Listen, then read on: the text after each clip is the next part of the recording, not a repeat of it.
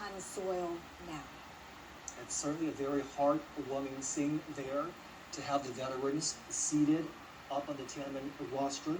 They are the real heroes and role models, and they motivate us to keep pushing forward.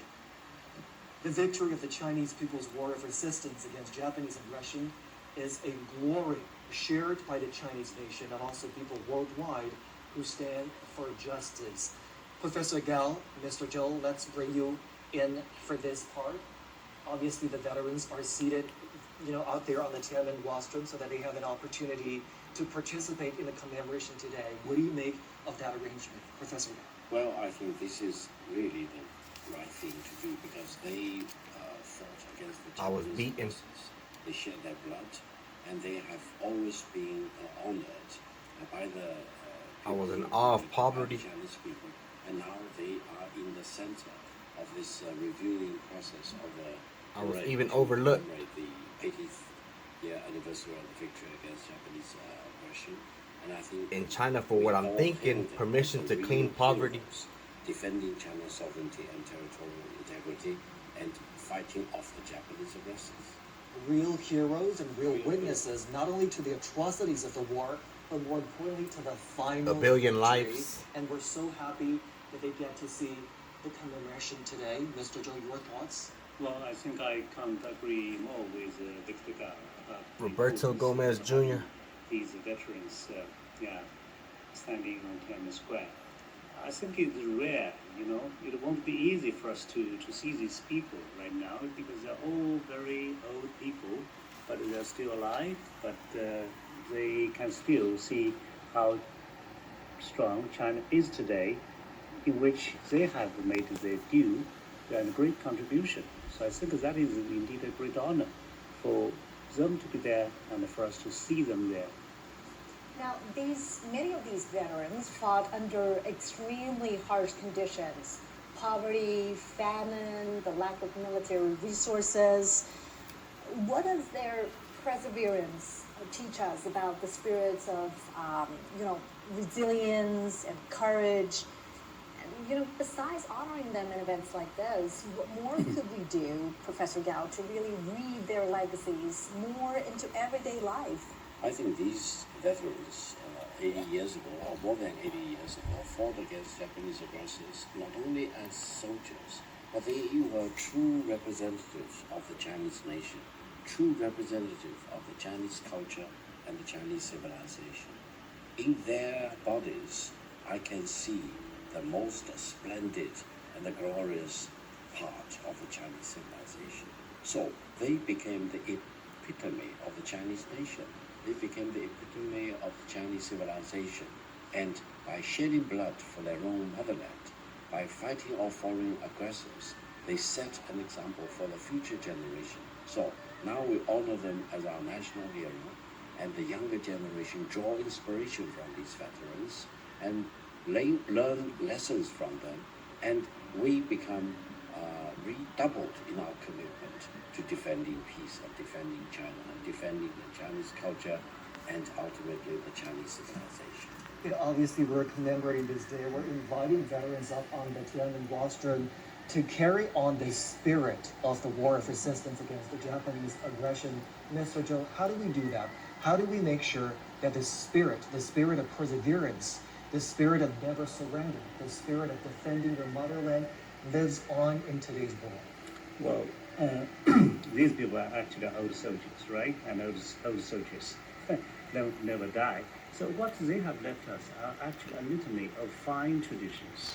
But if you look at the PLA today, you would find it so interesting to see that how small they were at that time and how ill-equipped they were at that time.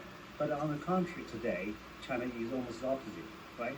China is having the largest armed force in the world, and in the moment we're going to see all the modern working at the common platforms. But still, this kind of fine traditions are basically in the heart and in the blood of our modern day soldiers, because that's really matter for us if you are going to another war.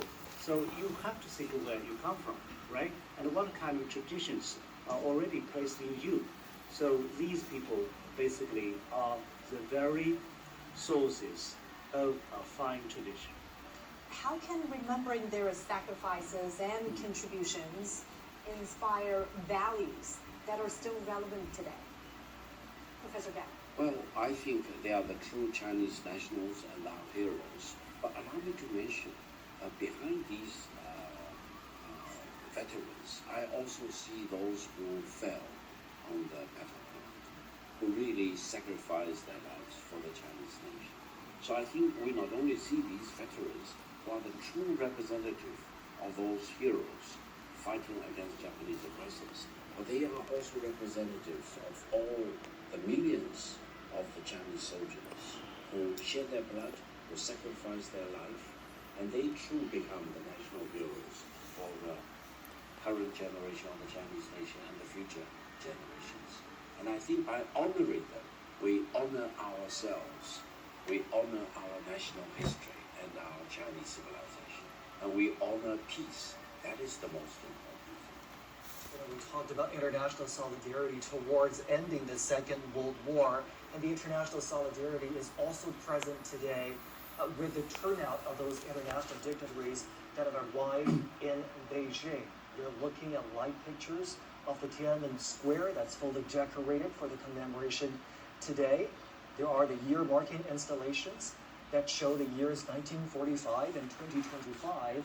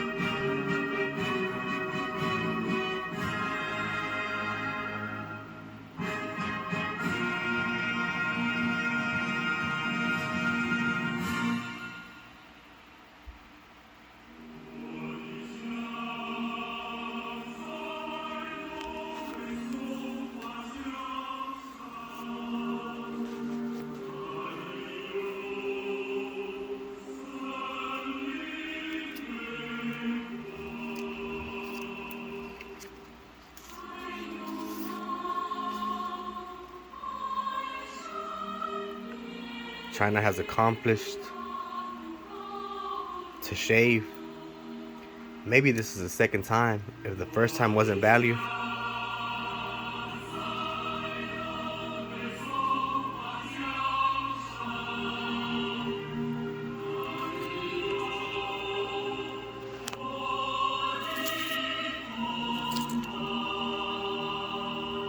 I personally don't know why the second time wasn't value. If not value.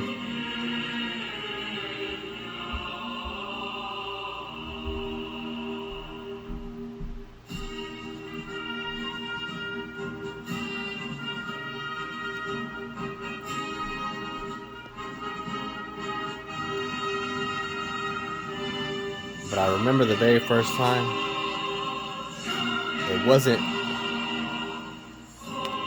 I wasn't able to look forward.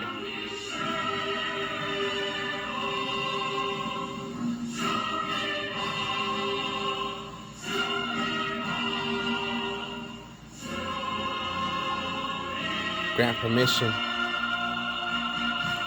Roberto Gomez Jr.